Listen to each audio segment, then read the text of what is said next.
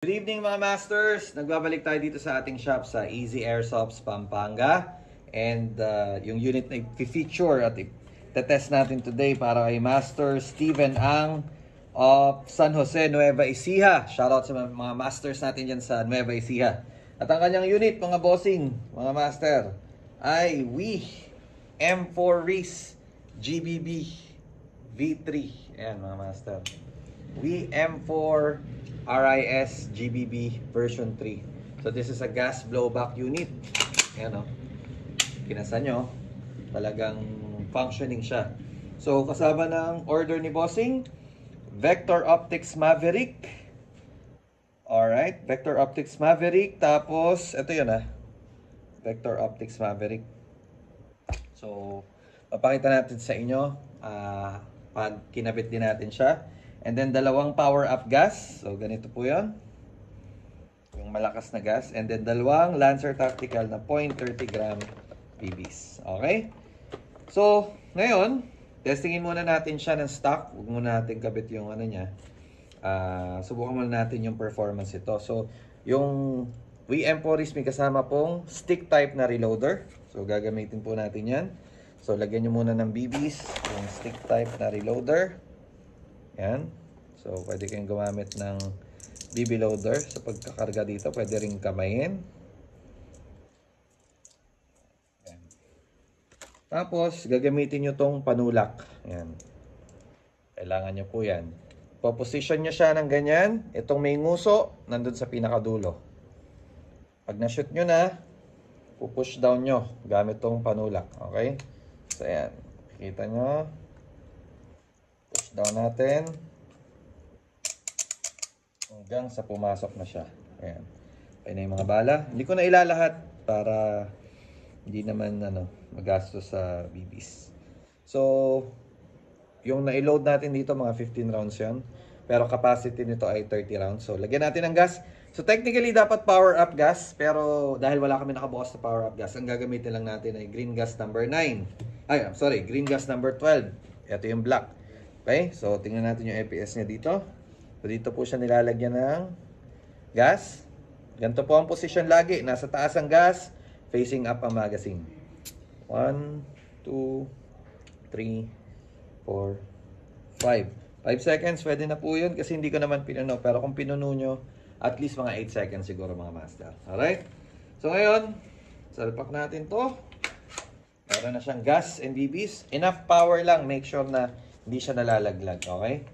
And gamit tayo ng eye protection. Master, paano tong eye protection? So, make sure natin na meron tayong eye protection. Tapos, syempre, ito nga pala ay for zeroing yung Vector Optics Maverick. Hindi lang na ikabit, pero yan, pakita natin na ikabit. Alright? Pero testingin muna natin kung ilang FPS to mga master. Let's see anong performance niya. Okay? So, kinakasayan. Ito, hatakin nyo to. Pull back. Okay, wait. So, kailangan nyo pala munang ilagay sa semi bago nyo ikasa. Yan, let go. So, firing. Let's see kung ilang FPS. Alright. 391.4. Almost 400 FPS. Again, ang gamit natin ay green gas. Kung ang ginamit natin dyan ay power up gas, nasa mga 430 po yan. 430 to 440 siguro. Ayan, 406. Green gas lang to 406.7. Last one. Palakas ng palakas. 407.5. Ayan. So, blowback test. Tingnan nyo yung niya. Dapat pala nasa kanan yung camera ko para nakikita nyo yung recoil dito. Tignan rin natin para makita nyo. Diba? Makita nyo? Solid, diba? So,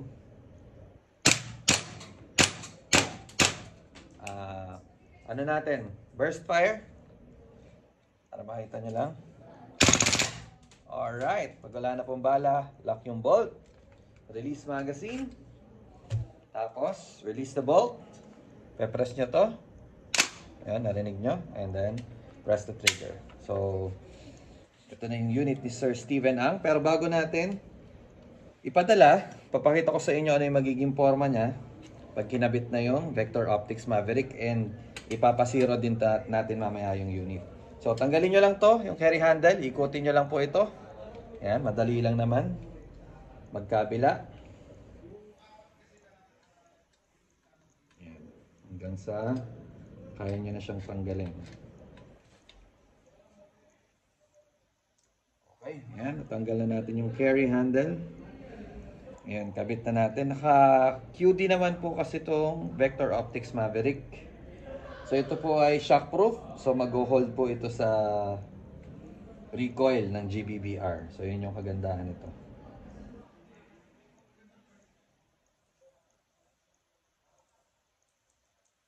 So luwagan muna natin. Then, ayan. Ito natin.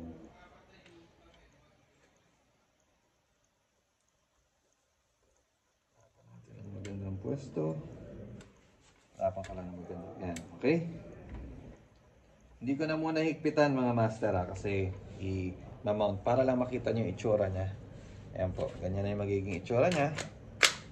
Once nakabit na yung Vector Optic Maverick, napaka-pogi na.